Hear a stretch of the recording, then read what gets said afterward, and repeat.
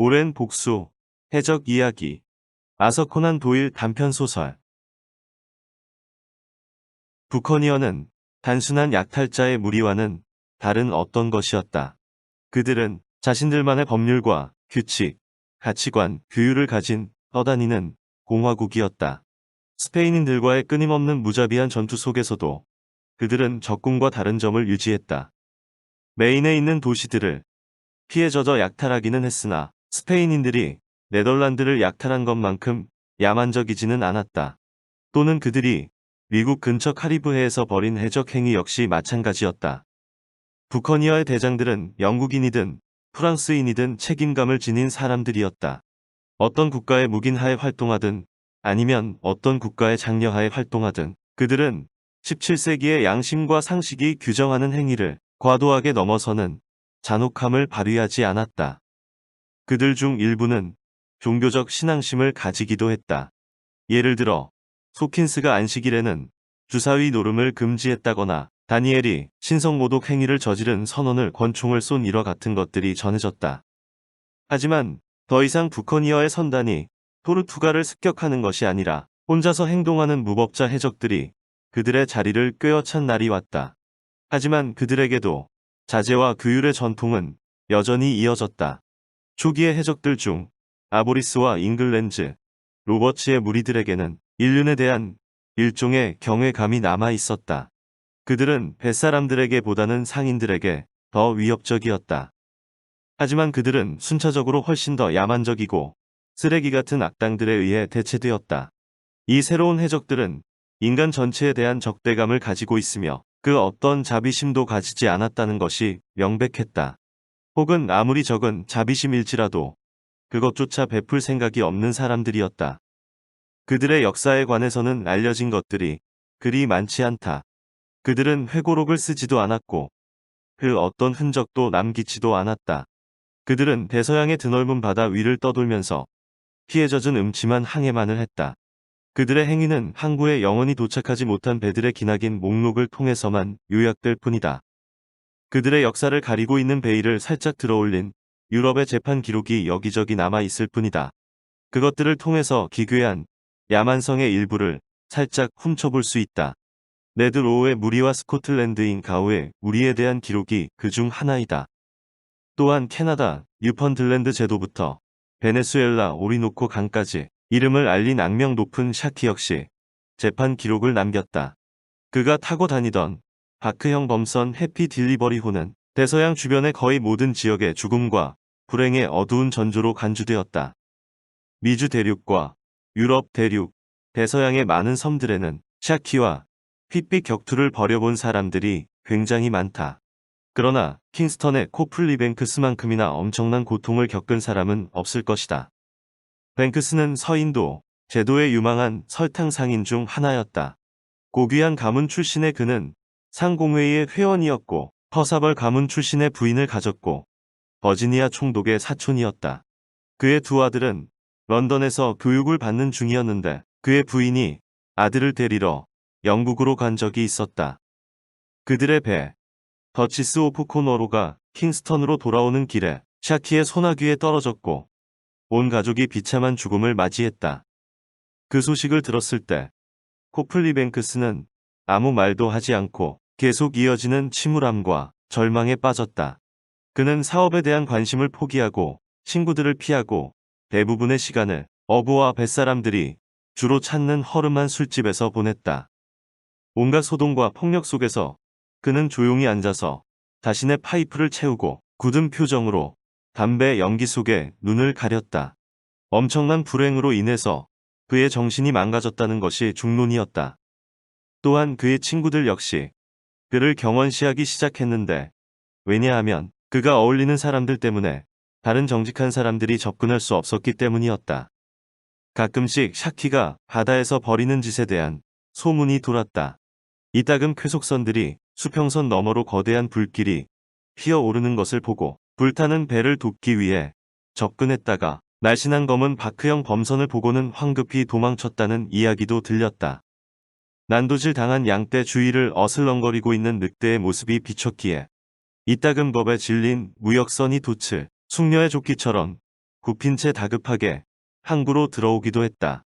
보랏빛 수평선 너머로 헝겊풀 덧댄 깃발이 천천히 다가오는 것을 봤기에 이따금 바짝 마른 바하마의 한 도시가 햇볕에 찌든 시체들로 가득 차 있었다는 연한 무역선의 보고가 전해지기도 했다. 서아프리카 기니 지역을 왕복하던 무역선의 1등 항해사였던 뱃사람이 코플리가 살던 곳에 온 적이 있었는데 그는 해적의 손에서 도망친 사람이었다. 그는 말을 할 수 없었는데 왜냐하면 샤키가 그렇게 만들었기 때문이었다. 대신 쓸 수는 있었다. 그가 쓴 것들이 코플리 뱅크스의 관심을 끌었다. 그들이 지도를 앞에 두고 같이 앉았다. 벙어리 뱃사람이 지도 여기저기 외딴 산호초와 꾸불꾸불한 해로를 가리켰다. 그의 앞에는 무표정한 얼굴과 불타는 눈빛을 가진 남자가 파이프 담배를 피우고 있었다. 불행한 사건이 벌어진 지 2년 후 코플리 뱅크스 씨가 예전의 기력과 활기를 띠고 자신의 사무실 안으로 걸어 들어갔다. 사업 관리자가 그를 놀란 눈으로 바라보았다. 그가 사업에 관심을 보인 것은 몇 개월 만에 처음 있는 일이었다. 좋은 아침입니다. 뱅크스 씨. 그가 말했다. 좋은 아침이에요. 프리먼. 러플링 에리오가 항만에 있는 것을 봤어요. 그래요. 수요일에 윈드워드 제도로 떠날 준비를 하고 있죠. 다른 계획이 있어요. 난 와이다로 가서 노예 무역을 하기로 결심했어요. 하지만 그 배에는 화물이 모두 실렸습니다. 그렇다면 다시 빼내야겠군요. 프리먼. 나는 결심을 굳혔어요. 러플링 에리호는 와이다로 갈 겁니다. 모든 설득과 항변이 무의미했다. 그래서 사업 관리자는 투덜거리며 화물을 빼내는 작업을 지시했다. 그리고 코플리 뱅크스는 아프리카로의 항해를 준비하기 시작했다. 화물칸을 채울 노예를 구하는 수단으로 그는 거래보다는 무력을 선호하는 것 같았다. 아프리카 사람들이 좋아하는 화려한 장신구 대신 2개의 돛대를 가진 범선에는 8개의 9파운드 대포와 셀 수 없는 머스켓 소총과 커틀러스 칼이 실렸다. 선실 옆 돛 보관실은 화약 및 무기고로 개조되었고 상당한 규모의 해적선에 어울리는 탄약과 총알이 실렸다. 그리고 오랜 항해를 위한 물과 보급품이 실렸다. 하지만 그의 배에 탈 사람들이 가장 충격적인 점이었다. 사업관리자인 프리먼은 자신의 주인이 제정신이 아니라는 소문이 사실이라는 것을 깨달았다. 뱅크스는 온갖 핑계를 대면서 오랜 시간 같이 일해온 숙련된 선원들을 해고하고 그들 자리에 항구의 불량배들을 태웠다. 악명이 너무 높은 사람들이었기 때문에 가장 저질의 선원 모집업자조차 부끄러워서 선주들에게 추천하지 못할 사람들이었다. 그들 중에는 반점이라는 별명을 가진 스윈락스도 있었는데 그는 한 섬의 벌목꾼들 전체를 학살하는 현장에 있었다고 알려진 사람이었다. 그래서 상상력이 풍부한 사람들은 그의 사악한 진홍색 흉터가 거대한 학살극에서 피어오른 불꽃에 그을린 것이라고 믿기도 했다. 그가 1등 항해사가 되었고 그 아래로 이스라엘 마틴이 배치되었다.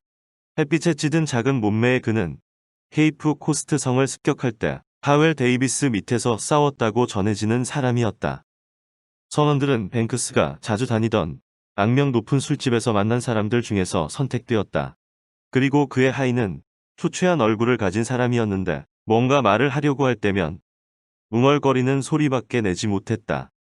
그의 턱수염은 깨끗하게 정리되었기 때문에 그가 샤키의 칼날 아래 놓인 적이 있던 사람과 동일인이라는 것을 아무도 알아볼 수 없었다. 그는 샤키에게서 탈출해서 자신이 겪은 일을 코플리 뱅크스에게 이야기한 바로 그 사람이었다. 이 모든 행동들이 킹스턴 사람들의 주의를 끌지 않거나 여러 이야기를 낳지 않았을 리 없었다. 해안포대의 합의소령을 포함한 군 지휘관들이 총독을 찾아왔다. 이제 그 배는 무역선이 아닙니다. 작은 규모의 전함입니다. 소령이 말했다. 내 생각으로는 지금 즉시 코플리 뱅크스를 체포하고 그 배를 억류해야 합니다. 의심하는 것이 뭔가요?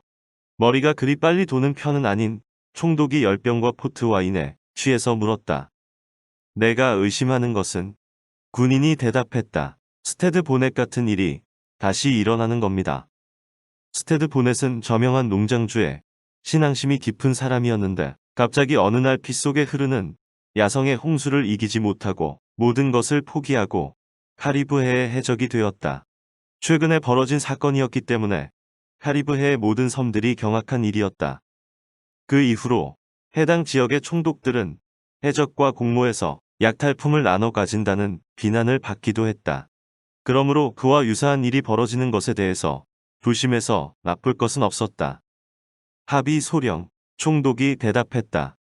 내 친구인 코플리 뱅크스를 자극하는 일을 하게 된다면 큰 유감을 느낄 것 같군요. 그의 집에서 무릎을 맞대고 즐거운 대화를 나눈 적이 굉장히 많으니까요. 하지만 당신이 말한 바에 따르면 다른 방법이 없을 것 같군요.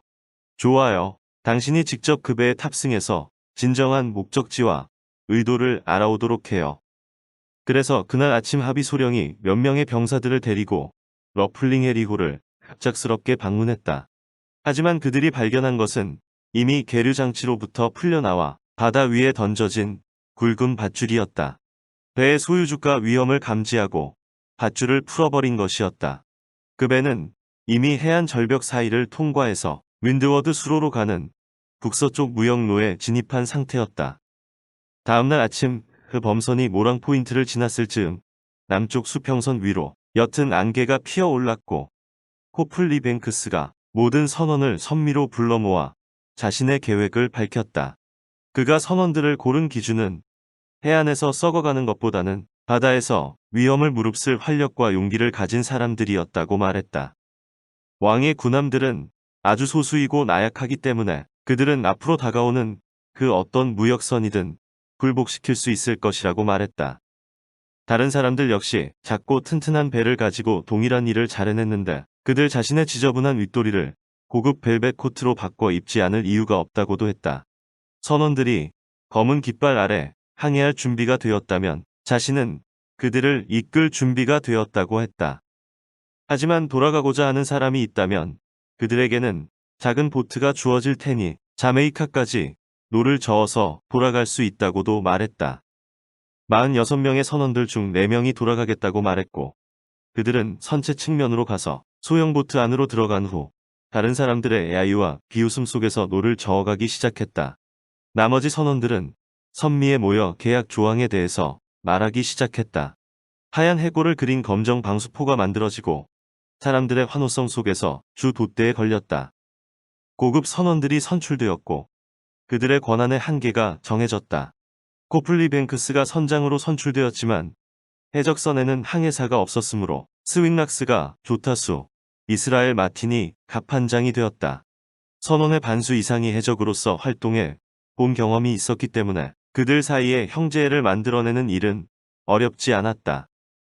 음식은 모든 사람에게 동일하게 분배되었고 그 어떤 사람도 다른 사람의 술잔을 건드리는 것은 용납되지 않았다. 선장에게는 선장실이 주어졌다. 하지만 누구라도 마음 내키는 대로 그 안에 들어갈 수 있었다. 모두가 동일한 분배를 받았다. 하지만 선장과 조타수, 갑판장, 목수, 보술장에게는 전체 약탈물의 4분의 1이 우선적으로 분배되었고 그들은 그 안에서 서로 공평하게 분배했다. 먹잇감을 가장 처음 본 사람에게는 그 배에서 가장 좋은 무기를 차지할 권리가 주어졌다. 먹잇감에 가장 먼저 올라탄 사람은 그 배에서 가장 좋은 옷을 가질 수 있었다. 모든 사람이 자신의 포로를 남자든 여자든 자신만의 방식대로 다룰 수 있었다. 총을 쏘는 것에 망설이는 사람이 발견되면 조타수가 그를 권총으로 쏘기로 했다. 이것이 러플링 해리호의 모든 선원들이 지키기로 약속한 규칙 중 몇 가지였다. 모든 계약 사항을 적은 종이 아래쪽에 42개의 십자가 모양이 그려졌다. 그렇게 새로운 해적 무리가 온갖 바다를 떠돌기 시작했고 1년이 되기도 전에 그들의 명성이 해피 딜리버리 호만큼이나 유명해졌다. 바하마 제도부터 이워즈까지, 리워즈부터 윈드워드까지 코플리 뱅크스가 샤키의 경쟁자로서 무역선들에게 공포의 대상이 되었다. 아주 오랜 시간 동안 낡은 바크형 범선과 새로운 쌍돛대 범선은 서로 한 번도 마주치지 않았다.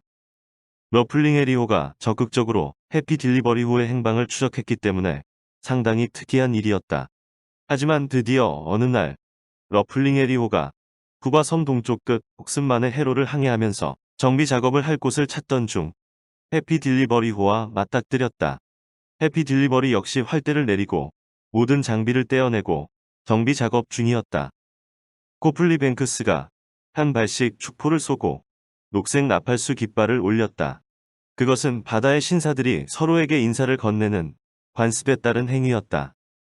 샤키 선장은 친절한 성품이 아니었고 같은 직종에 종사하고 있는 동료들에게 공감하는 유형이 아니었다. 그래서 잠시 후 코플리 뱅크스는 선미의 대포 앞쪽에 앉아 있게 되었고 소리를 지르는 선원들과 고급 선원들이 그 옆에 서 있었다. 하지만 샤키의 창백한 얼굴과 막이 낀 듯한 눈동자가 자신들의 선장을 노려보기 시작하자 그들의 함성 소리가 점점 약해졌다. 샤키는 소매가 달린 셔츠를 입고 있었는데 날개가 달린 붉은 비단천 조끼 사이로 얇은 주름 장식이 보였다. 불타오르는 태양도 지체 같은 그의 얼굴에는 아무런 힘을 발휘하지 못했고 그는 겨울인 듯 털모자를 쓰고 있었다. 다양한 색상의 비단띠가 그의 몸에 감겨 있었고 그 아래로 살기 어린 칼이 달려 있었다. 청동 장식이 달린 허리띠에는 권총이 꽂혀 있었다. 남의 땅에 들어온 죄로 죽여주지. 코플리 뱅크스가 측면 울타리 쪽으로 올라가는 사이 샤키가 소리쳤다. 내 살점을 한 조각 한 조각씩 저며 주마. 그리고 마지막 남은 조각은 반토막을 내주겠어. 내 바다에서 뭘 하는 짓이지? 코플리 뱅크스가 그를 똑바로 쳐다보았다. 그의 눈빛은 마침내 고향을 바라보게 된 여행자의 눈처럼 보였다. 당신과 내 생각이 같다니 반갑군. 그가 대답했다. 내 생각으로도 두 사람이 나눠서 쓰기에는 바다가 너무 좁거든. 하지만 당신이 칼과 권총을 들고 해변가로 내려가서 나와 마주설 용기가 있다면 세상에는 악당 한 명이 줄어들게 될 거야. 어느 쪽이든 나는 좋아. 이제야 말이 좀 통하는군. 샤키가 권총을 옆에 놓고 손을 내밀면서 외쳤다. 존 샤키의 눈동자를 똑바로 바라보면서 제대로 말을 끝마치는 사람을 만나본 적이 없어. 당신과 맞상대를 하지 않는다면 악마가 나를 잡아갈 거야. 하지만 만약 더러운 속임수를 쓴다면 당신 배 위로 올라가서 똥구멍 사이로 내장을 뽑아주지. 나도 같은 생각이야. 코플리 뱅크스가 대답했다. 그렇게 해서 두 해적은 맹세로 맺어진 친구가 되었다. 그해 여름 그들은 함께 북쪽 뉴펀들랜드 제도까지 이동해서 뉴욕을 오가는 무역선을 습격하고 뉴잉글랜드에서 온 고래잡이 어선들을 약탈했다. 코플리 뱅크스는 리버풀에서 온 하우스 오브 하노퍼우를 납포했고 샤키는 그 배의 선장을 돛대에 묶은 후 빈 병으로 그를 때려 죽였다. 영국 해군 소속의 로열 보추노가 그들을 찾아서 대서양으로 나오자 샤키와 뱅크스가 힘을 합쳐 그 군함과 대결을 벌였고 5시간에 걸친 야간 전투 끝에 군함을 격퇴했다. 두 해적선의 선원들이 술에 취해서 광란을 벌이며 전함용 랜턴을 켜놓고 발가벗은 채 격투를 하고 모든 대포 운반기 옆에 럼 술통과 금속잔을 늘어놓았다. 그들은 노스캐롤라이나의 홉세일 해로가 달려가 수리 작업을 마쳤다. 봄이 되자 그들은 그랜드 카이코스에서 머무르면서 서인도 제도로 내려갈 준비를 했다. 이 즈음 샤키와 코플리 뱅크스는 아주 친한 친구가 되었다. 샤키는 진심으로 행동하는 악당이나 강철의 심장을 지닌 남자를 좋아했고 그 두 가지 성향이 러플링의 리호의 선장에게서 모두 나타나고 있었다. 샤키의 성격 속에는 차가운 의심이 뿌리박고 있었기 때문에 그가 뱅크스에게 전적인 신뢰를 보내는 데는 시간이 걸렸다. 그는 자신의 배에 타지 않은 사람에게는 그만한 신뢰를 보낸 적이 없었다. 코플리 뱅크스는 자주 해피 딜리버리호로 건너와 샤키가 벌이는 처음에는 난장판으로 시작해서 나중에는 우울한 분위기로 끝나는 파티에 참석했다. 그리고 이제는 샤키의 미친 듯한 행동들을 조금씩 자제시킬 수 있게 되었다. 그는 자신이 이 훌륭한 친구에게 했던 짓을 절대로 기억하지 못했다. 왜냐하면 셀 수 없는 희생자들 중 아주 오래전 살해당한 한 여자와 두 소년을 기억하는 것은 불가능했기 때문에. 그렇기 때문에 카이코스 제도에서 머무르는 마지막 날 밤 샤키 자신과 조타수 네드 갤로웨이에게 건네진 파티 초대에 대해서 전혀 의심하지 않았다. 일주일 전 부유한 여객선 한 척을 약탈했기 때문에 그들의 얼굴을 모두 밝았고 러플링 해리호의 선장실에 모인 5명의 사람들은 흠뻑 술에 취했다. 2명의 선장과 반점 스윈락스, 레드 갤로웨이, 이스라엘 마틴, 늙은 부커니어 출신 선원이 있었다. 그들을 시중들기 위해서 벙어리 선원이 방 안에 있었는데 샤키는 그가 술잔을 늦게 채운다는 이유로 그의 머리를 술병으로 때렸다.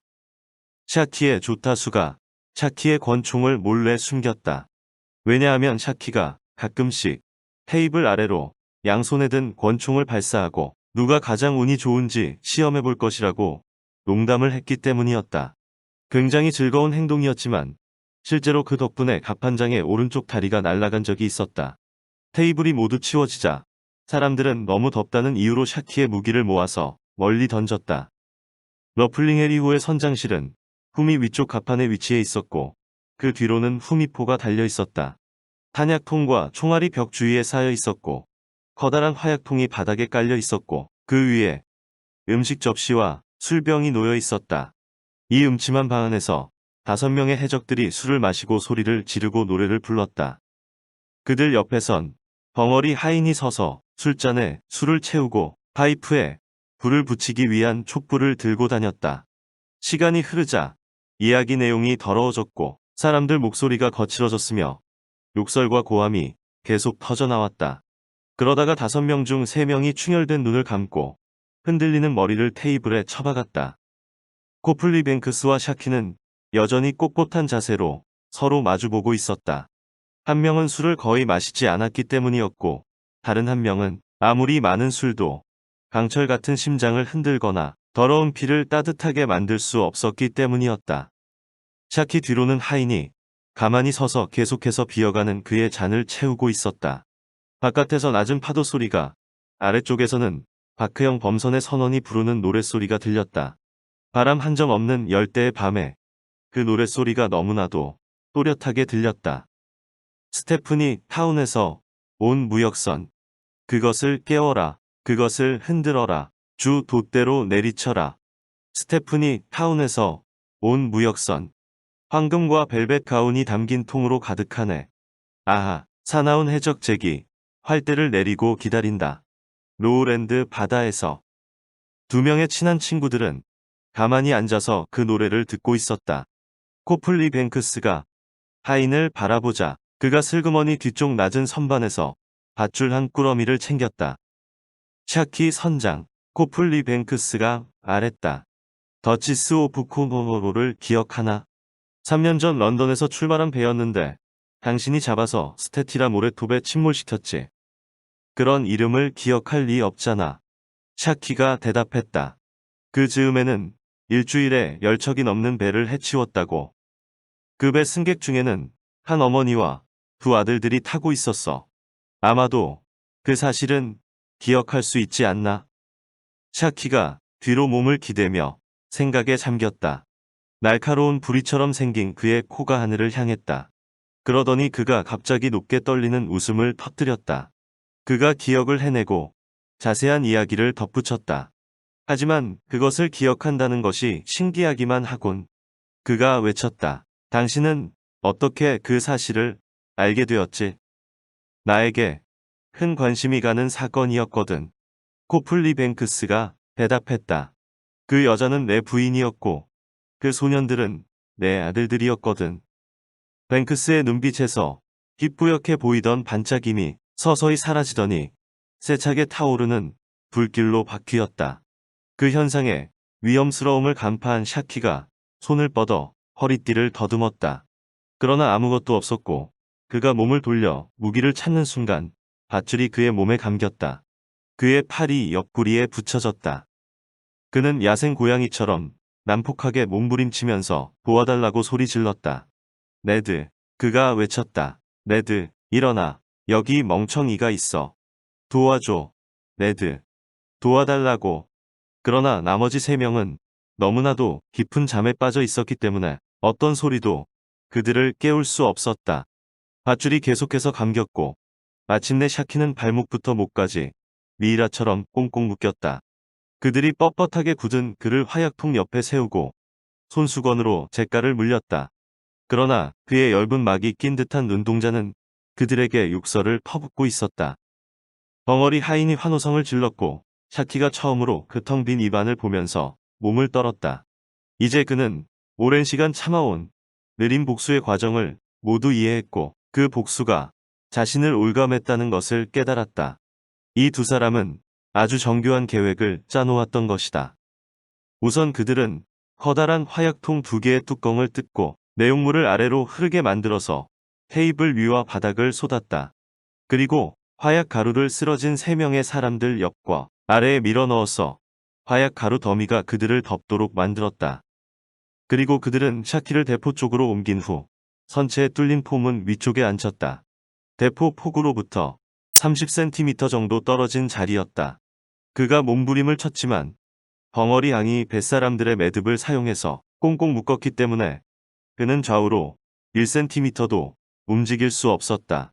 그의 몸이 자유로워질 가능성은 전혀 없었다. 이 더러운 악마 자식아. 코플리 뱅크스가 조용히 속삭였다. 지금부터 내가 하는 말을 잘 들어도. 왜냐하면 그것들이 내가 마지막으로 듣게 될 말들이거든. 이제 너는 잡혔고 나는 그것을 위해서 대가를 치렀지. 여기 바다 위에서 한 사람이 치를 수 있는 모든 대가를 치렀고 내 영혼까지 바쳤지. 내 놈에게 닿기 위해서는 너 같은 쓰레기가 되어야 했어. 지난 2년 동안 그 길을 피하기 위해서 노력했어. 뭔가 다른 길은 없을지 말야. 하지만 다른 길은 없더군. 나는 약탈을 하고 사람을 죽여왔지. 그리고 최악이었던 것은 내 놈과 같이 지내면서 같이 웃었다는 것이지. 이제 모든 것이 끝날 거야. 이제 내게 주어진 시간이 다가왔고 너는 내가 바라는 방식으로 죽게 될 거야. 죽음의 그림자가 내 놈에게 천천히 다가오고 있고 그 그림자 속에는 악마가 너를 기다리고 있어. 샤키는 자신의 배 선원들이 잔잔한 물 위에 떠서 부르는 노랫소리를 들을 수 있었다.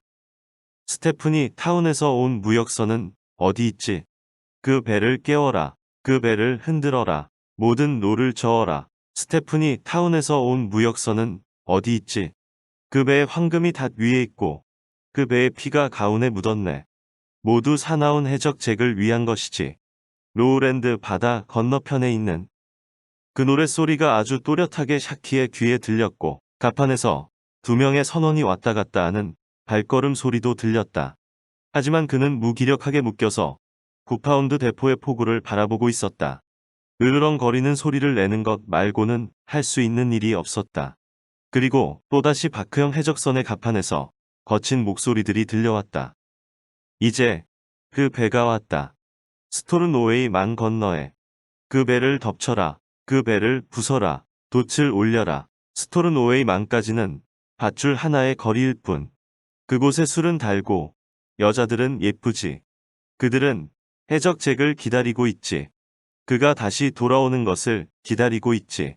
로우랜드 바다 건너편에서 죽어가는 해적에게 즐거운 노래 가사와 저속한 음조는 자신의 운명을 더욱 가혹하게 느끼도록 만들었다. 하지만 그의 사악한 푸른 눈동자는 결코 약해지지 않았다. 코플리 뱅크스는 대포의 점화약을 깨끗이 쓸어낸 후 주입구를 통해서 신선한 화약을 집어넣었다. 그러더니 양초를 집어서 약 1cm 길이로 잘랐다. 그리고 그것을 대포에 점화구 위에 쌓인 화약 가루 위에 올렸다.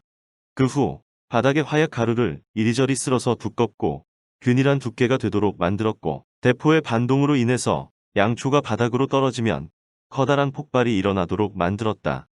물론 3명의 술 취한 해적들은 그 폭발의 한가운데 있을 것이었다. 너는 다른 사람들이 죽음을 마주보면서 죽도록 만들었어, 샤키. 그가 말했다. 이제 내 차례가 왔다. 너하고 여기 이 돼지 자식들이 모두 같이 죽을 거야. 그가 말을 하면서 양초 끝에 불을 붙이고 테이블 위에 다른 양초를 껐다. 그리고 그가 벙어리 하인과 방 밖으로 나가서 바깥에서 문을 잠갔다. 하지만 문을 잠그기 직전 그가 환희에 찬 얼굴로 방 안을 다시 쳐다보았고 결코 무너지지 않는 눈동자가 그에게 저주를 퍼부었다.